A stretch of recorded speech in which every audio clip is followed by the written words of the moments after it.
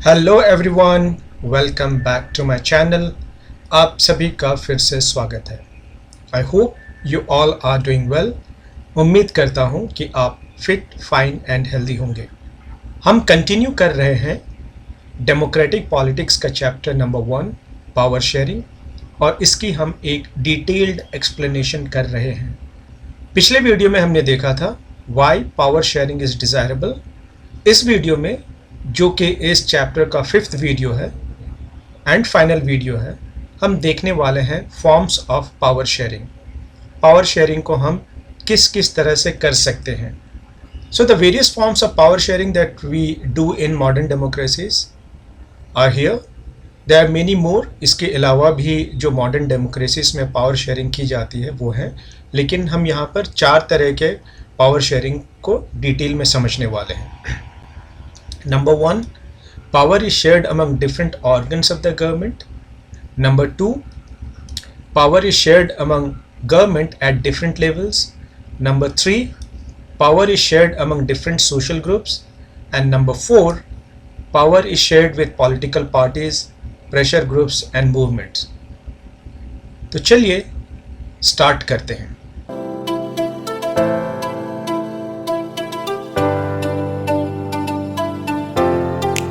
The idea of power sharing has emerged in opposition to the notion of undivided political power. तो पहले political powers जो हुआ करती थी वो अनडिवाइडेड, डिवाइड नहीं हुआ करती थी, यानी कि ये एक जगह पे सेंट्रलाइज्ड हुआ करती थी। और उसके जगह पे एक नए तरीके का पावर शेयरिंग अरेंजमेंट आया, यानी कि अब पावर को एक जगह नहीं रखकर उसको अलग अलग जगह पे डिवाइड किया जाएगा या उसको शेयर किया जाएगा।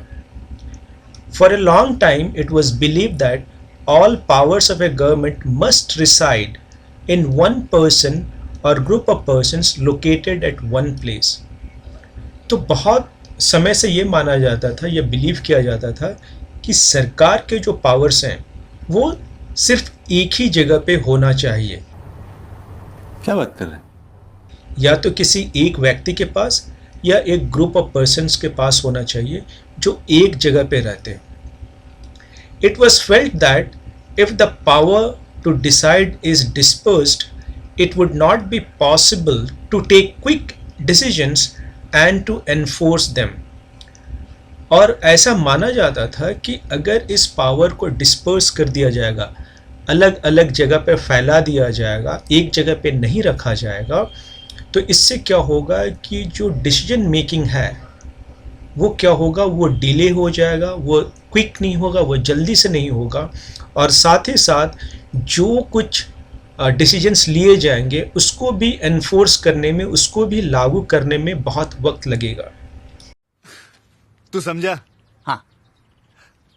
नहीं, तू समझा नहीं।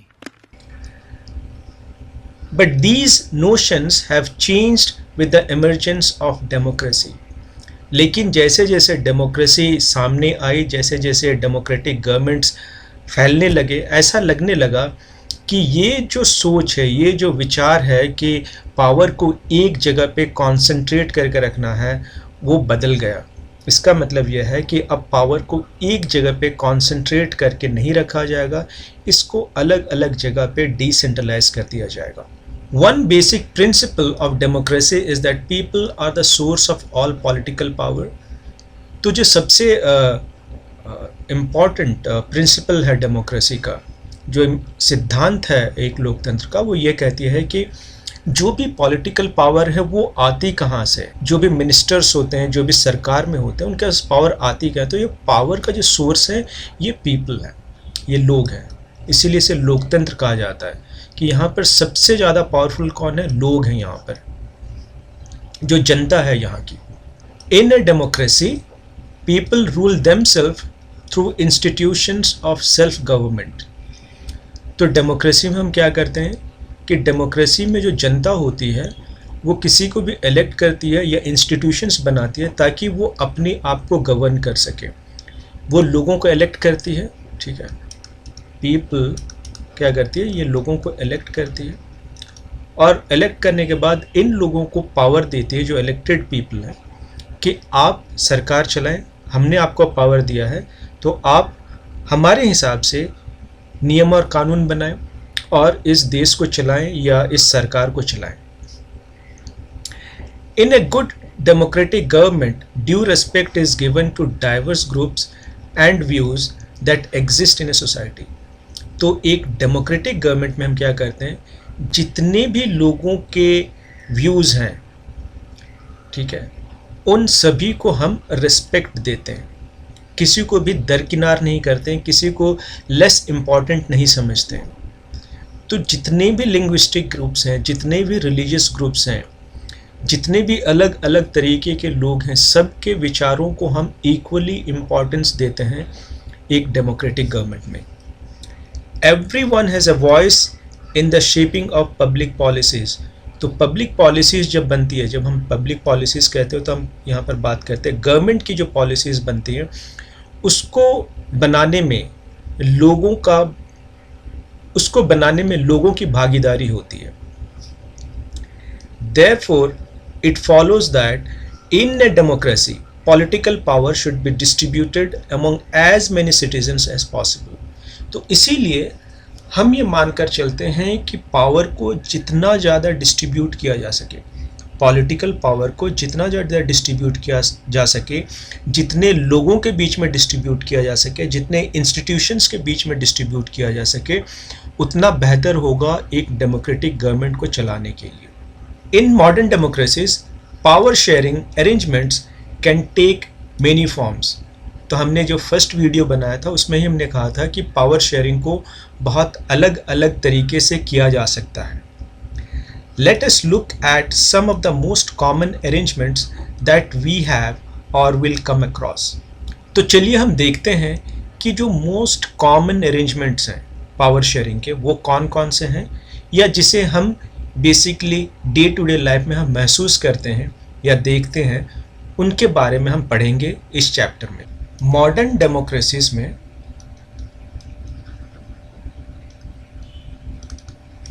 जो most common forms of power sharing है वो ये 4 तरीके के हैं, और इन चारों को हम एक एक करके अब डिटेल में पढ़ने वाले हैं। The first one, power sharing amongst different organs of the government. हमारे पास 3 ऑर्गन्स ऑफ द गवर्नमेंट है, लेजिस्लेचर, एग्जीक्यूटिव एंड जुडिशरी।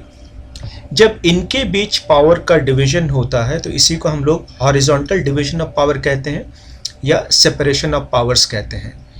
ये सेपरेशन ऑफ पावर का कॉन्सेप्ट देने वाले एक फ्रेंच फिलोसोफर थे जिनका नाम था Montesquieu. Power is shared among different organs of the government such as legislature, executive and judiciary. Let us call this horizontal division of power because it allows different organs of government placed at the same level to exercise different powers. ये तीनों एक ही level में है, कोई बड़ा नहीं है कोई छोटा नहीं, तीनों को एक ही लेवल दिया गया है। लेकिन ये अलग अलग तरह के पावर का एक्सरसाइज करते हैं। Such a separation ensures that none of the organs can exercise unlimited power. इन तीनों को एक लेवल में रखने की वजह यह है कि ये तीनों अनलिमिटेड पावर के एक्सरसाइज ना कर सके, इसलिए इनको एक ही लेवल पे रखा गया है, तीनों को इक्वल इम्पॉर्टेंस दिया गया है। और वो किस तरह से करते हैं कि अगर इनमें से कोई ऑर्गन अपने पावर से बढ़कर या अपने हद से पार होकर किसी चीज़ को करने की कोशिश करें तो बाकी के 2 ऑर्गन्स उसको रोकते हैं, उसको अनलिमिटेड पावर नहीं देते हैं और को रोकते हैं और कहते हैं कि भाई तुम्हारी लिमिट यहीं तक है, तुम इससे ज़्यादा अपना पावर का इस्तेमाल नहीं कर सकते हो। Each organ checks the others, this result in a balance of power among various institution. तो ये एक दूसरे को चेक करते हैं और इससे क्या होता है, एक बैलेंस ऑफ पावर होता है ताकि कोई भी एक्सेस पावर या एक्स्ट्रा पावर या अनलिमिटेड पावर को एक्सरसाइज ना कर सके। Last year we studied that in a democracy even though ministers and government officials exercise power, they are responsible to the parliament or the state assemblies. तो अगर हम लोग government officials की बात करें तो ये किसके अंडर आते हैं? ये आते हैं एग्जीक्यूटिव्स के अंदर। और ये जो पार्लियामेंट और स्टेट असेंबलीज हैं ये किसके अंडर आते हैं? ये लेजिस्लेचर के अंडर आते हैं। तो ये क्या कह रहा है यहाँ पर कि ये जो मिनिस्टर्स होते हैं, जो गवर्नमेंट ऑफिशियल्स होते हैं, ये तो पार्ट होते हैं एग्जीक्यूटिव के, लेकिन क्या होता है कि they are responsible to parliament और स्टेट असेंबली, यानी कि ये अपनी मन मुताबिक जो चाहे वो काम नहीं कर सकते। They have to be responsible towards the legislature. उनको जवाब देना पड़ेगा लेजिस्लेचर को कि वो कर क्या रहे हैं और ऐसा क्यों कर रहे हैं। सिमिलरली, ऑल्दो जजेस are appointed by the executive, they can check the functioning of executive or laws made by the legislature। तो जब हम बात करते हैं जुडिशरी की, तो जुडिशरी में जो जज होते हैं उनका अपॉइंटमेंट कौन करता है? अपॉइंटमेंट तो करता है एग्जीक्यूटिव। लेकिन ये जज या ये जुडिशरी जो है ये क्या करती है? ये चेक किसके फंक्शंस को करती है? ये लेजिस्लेचर के फंक्शन को चेक करती है और ये एग्जीक्यूटिव के फंक्शन को भी चेक करती है। अगर लेजिस्लेचर कुछ इस तरह के कानून बनाती है जो देश के हित में नहीं है या जो कॉन्स्टिट्यूशन के अगेंस्ट में जाए, तो जुडिशरी रोकती है, कहती है कि भाई आप इस तरह के कानून कैसे बना सकते हो, इस कानून में इस तरह के बदलाव करो क्योंकि ये देश के हित में नहीं है, ये या तो फिर संविधान के अगेंस्ट जा रहा है। ये this arrangement is called a system of checks and balances, क्योंकि ये तीनों ऑर्गन्स एक दूसरे को चेक करते हैं ताकि कोई भी अनलिमिटेड पावर के एक्सरसाइज ना कर सके, इसीलिए इसे system of checks and balances कहते हैं। Now let's come to the second power sharing form, government at different levels. Power can be shared among governments at different levels, a general government for the entire country and the government at the provincial or regional level। okay. तो यहाँ पर हम क्या करते हैं? यहाँ पर एक सेंट्रल गवर्नमेंट होता है और यहाँ पर एक स्टेट गवर्नमेंट होती है। ओके और या तो बहुत सारे स्टेट गवर्नमेंट्स होते हैं। तो पावर का डिवीजन होता है इनके बीच में। ओके तो ये पूरे कंट्री से रिलेटेड कानून को बनाते हैं और ये स्टेट से रिलेटेड कानून को बनाती है। तो इनके बीच जो पावर की शेयरिंग होती है वो लेजिस्लेटिव पावर की शेयरिंग होती है। Okay the power sharing between central government and state government is about the legislative powers. और याद रखिए कि जैसे ही लेजिस्लेटिव पावर किसी को दिया जाता है उसके साथ साथ उसको एग्जीक्यूटिव पावर भी दे दिया जाता है। तो जब भी कोई ये कहे कि मैंने तुम्हें लेजिस्लेटिव पावर दिया है, इसका मतलब ये समझ लेना चाहिए कि उसको लेजिस्लेटिव पावर के साथ साथ एग्जीक्यूटिव पावर भी दे दिया गया है। Such a general government for the entire country is usually called federal government. जो पूरे कंट्री के लिए काम करते हैं उसको हम लोग फेडरल गवर्नमेंट कहते हैं, यूजुअली फेडरल गवर्नमेंट कहते हैं। In India we refer to it as central और यूनियन गवर्नमेंट। तो इंडिया के केस में या तो हम लोग इसे यूनियन गवर्नमेंट कहते हैं या हम फिर इसे सेंट्रल गवर्नमेंट कहते हैं। The government at the provincial or regional level are called by different names in different countries. तो जो रीजनल लेवल के गवर्नमेंट है, जो प्रोविंशियल लेवल के गवर्नमेंट है, उसको अलग अलग कंट्रीज में अलग अलग नामों से पुकारा जाता है। In India we call them state government. This system is not followed in all countries. ऐसा नहीं कि हर कंट्रीज में सेंट्रल गवर्नमेंट और स्टेट गवर्नमेंट होती है। There are many countries where there are no provincial और स्टेट गवर्नमेंट। तो बहुत सारे कंट्रीज ऐसे मिलेंगे जहाँ पर प्रोविंशियल या स्टेट गवर्नमेंट नहीं होती है। उसी तरह के स्ट्रक्चर को हम लोग यूनिटरी फॉर्म ऑफ गवर्नमेंट कहते हैं। यहाँ पर सिर्फ सेंट्रल गवर्नमेंट होती है, स्टेट गवर्नमेंट्स नहीं होती है यहाँ पर। But in those countries like ours where there are different levels of government, the constitution clearly lays down the powers of different levels of government। तो जहाँ जहाँ पर भी सेंट्रल गवर्नमेंट है और स्टेट गवर्नमेंट है, इनके पावर्स क्या होंगे ये कौन डिसाइड करता है? ये कहाँ लिखा गया है? ये कॉन्स्टिट्यूशन में। ये कॉन्स्टिट्यूशन में बहुत अच्छी तरीके से इसको लिखा गया है कि किसके पास कितना पावर होगा। सेंट्रल गवर्नमेंट के पास क्या पावर्स होंगे, स्टेट गवर्नमेंट के पास क्या पावर्स होंगे, ये बहुत ही क्लियरली कॉन्स्टिट्यूशन में मेंशन किया हुआ है। This is what they did in Belgium. तो बेल्जियम में उन लोगों ने क्या किया कि सेंट्रल गवर्नमेंट के पास कौन कौन से पावर होंगे, स्टेट गवर्नमेंट के पास कौन कौन से पावर रहेंगे, ये बहुत अच्छी तरीके से उन लोगों ने अपने कॉन्स्टिट्यूशन में लिखा। बट वॉज रिफ्यूज्ड इन श्रीलंका। तो श्रीलंका में इस तरह से उन लोगों ने कुछ नहीं किया। तो श्रीलंका में इसीलिए हम लोग देखेंगे कि वहाँ पर यूनिटरी फॉर्म ऑफ गवर्नमेंट है। This is called federal division of power. तो जब सेंट्रल गवर्नमेंट और स्टेट गवर्नमेंट के बीच में पावर का डिवीजन होता है तो उसी को हम लोग फेडरल डिवीजन ऑफ पावर कहते हैं।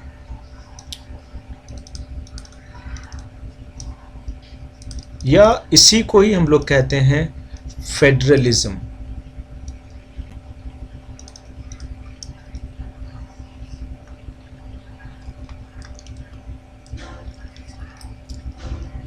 The same principle can be extended to levels of government lower than the state government, such as municipality and panchayat. तो जब हम बात करते हैं सेंट्रल गवर्नमेंट की और स्टेट गवर्नमेंट की तो पावर का डिवीजन कर दिया। उसी तरह अगर कोई थर्ड टियर आती है तो इसमें भी हम लोग इसी प्रिंसिपल का यूज़ करते हैं, इसी सिद्धांत का इस्तेमाल करते हैं। इंडिया के केस में देखेंगे तो हमारे पास जो थर्ड टियर है उसमें म्यूनिसिपैलिटीज़ भी आती है और उसमें पंचायत भी आते हैं। म्यूनिसिपैलिटीज़ हमको देखने के लिए मिलते हैं अर्बन एरियाज़ में, सिटीज़ एंड टाउन्स में, और ये हमें देखने के लिए मिलता है विलेजेस में। Let us call division of power involving higher and lower levels of government vertical division of power। तो जब टीयर 1, टीयर 2 एंड टीयर 3 के बीच में पावर का डिवीजन होता है तो इसी को हम लोग वर्टिकल डिवीजन ऑफ पावर कहते हैं। We shall study these in some length in the next chapter. तो चैप्टर नंबर 2 में हम इसको और डिटेल में पढ़ेंगे।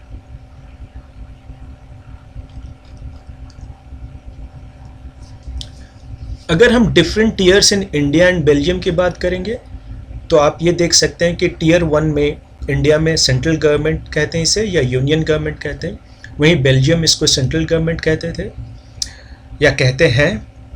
टीयर 2 में दोनों जगह पे हम स्टेट गवर्नमेंट ही कहते हैं इसे, और टीयर 3 में हम देखेंगे तो इंडिया में लोकल सेल्फ गवर्नमेंट है और बेल्जियम में कम्युनिटी गवर्नमेंट देखने के लिए मिलती है हमें।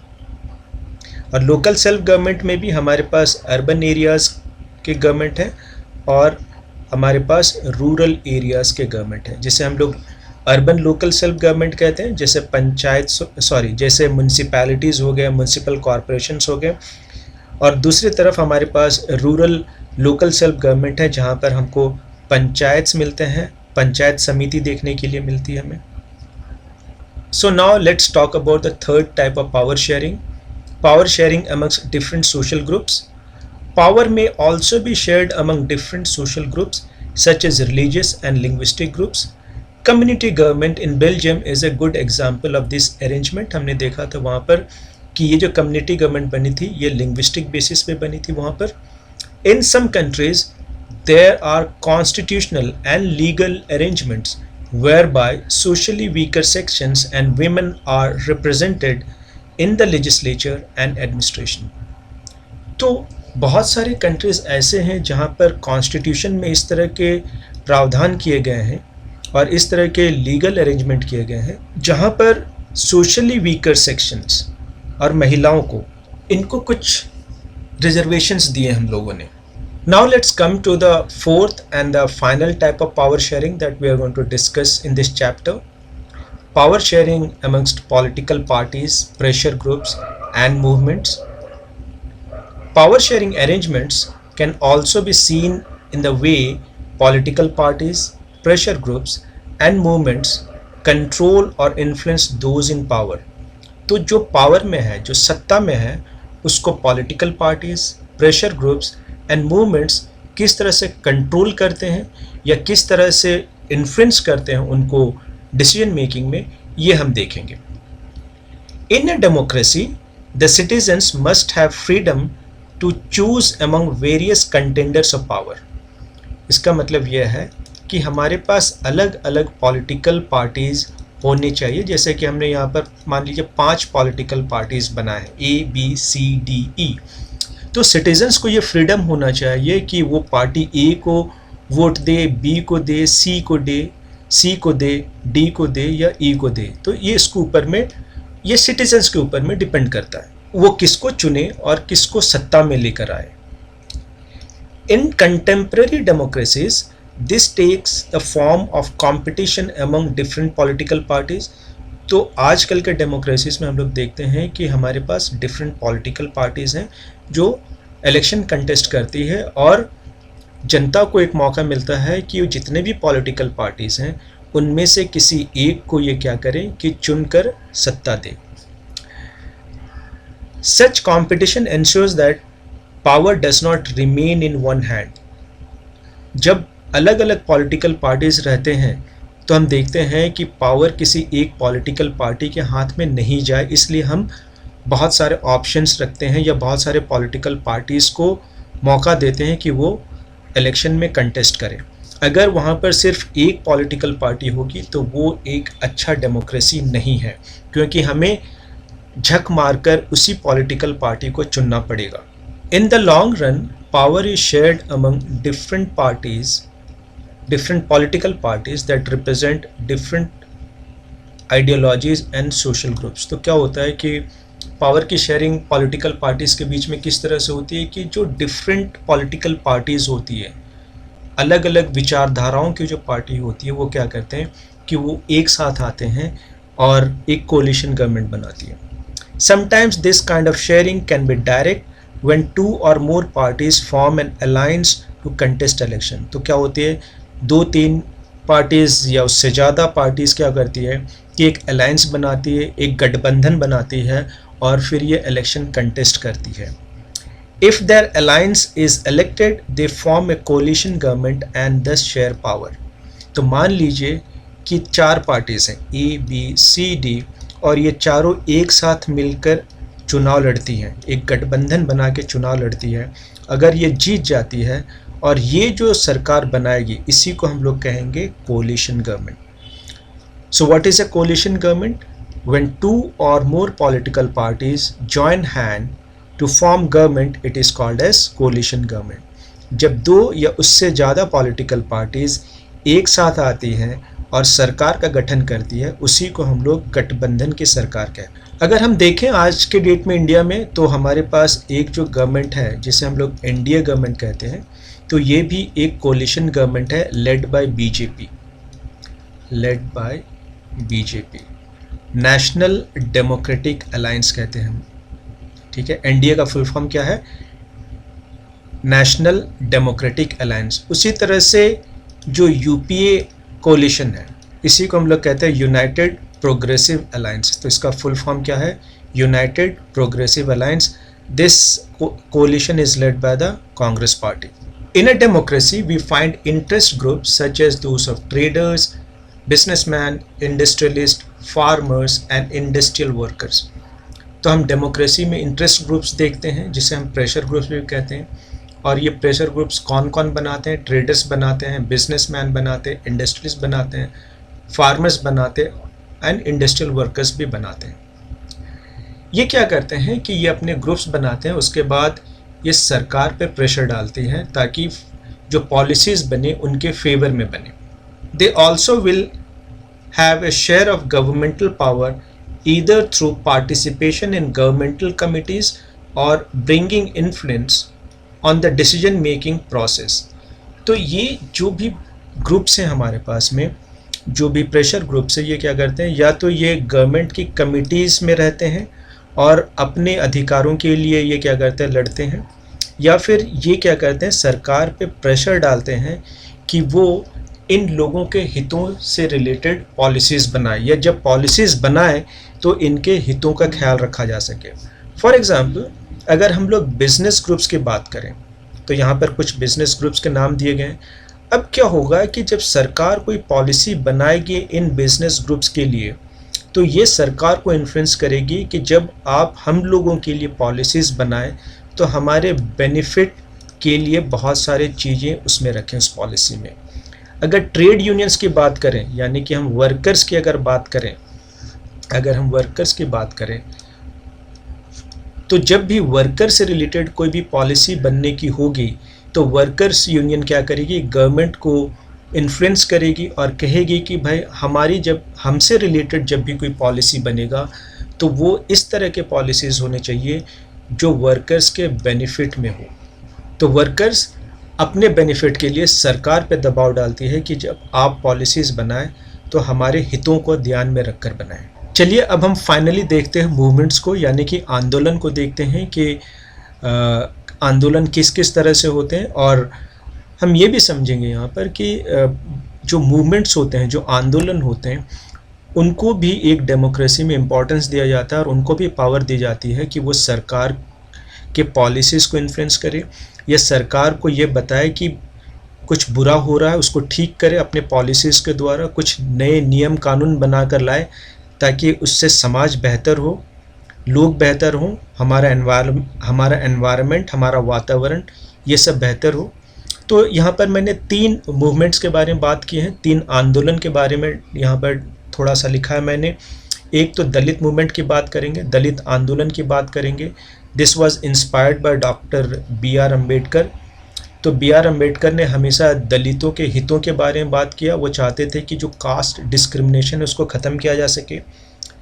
उसी तरह से हम देखेंगे एक चिपको मूवमेंट स्टार्ट किया गया था 1973 में।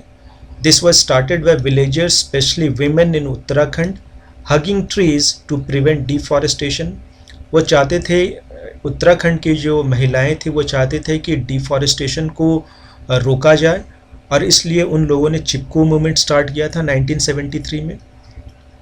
सिमिलरली हम देखेंगे कि नर्मदा बचाओ आंदोलन 1985 ऑनवर्ड्स चल रहा है, and this movement is against large dams on Narmada river displacing people. तो जब नर्मदा रिवर पे डैम्स बने तो इन्होंने ट्राइबल्स को डिस्प्लेस कर दिया, और जब ट्राइबल्स डिस्प्लेस हुए तो उनको प्रॉपर कॉम्पनसेशन नहीं मिला, उनको जो मुआवजा मिलना चाहिए वो उनको नहीं मिला। तो नर्मदा बचाओ आंदोलन ने हमेशा ट्राइबल के हितों के लिए, उनके मुआवजे के लिए बहुत काम किया है, उनके लिए संघर्ष किया है। और अब तो नर्मदा बचाओ आंदोलन ने डैम से होने वाले जो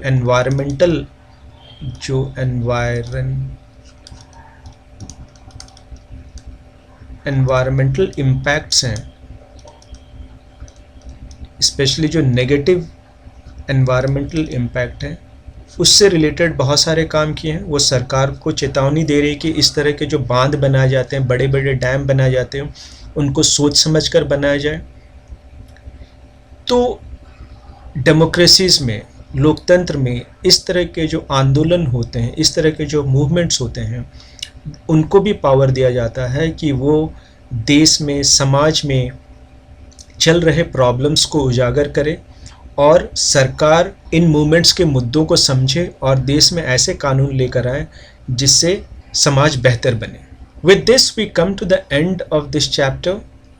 अगर आपको ये वीडियो अच्छा लगा है तो इसे लाइक करें, इस चैनल को सब्सक्राइब करें। मिलते हैं नेक्स्ट वीडियो में, तब तक के लिए take care and keep learning. Bye bye.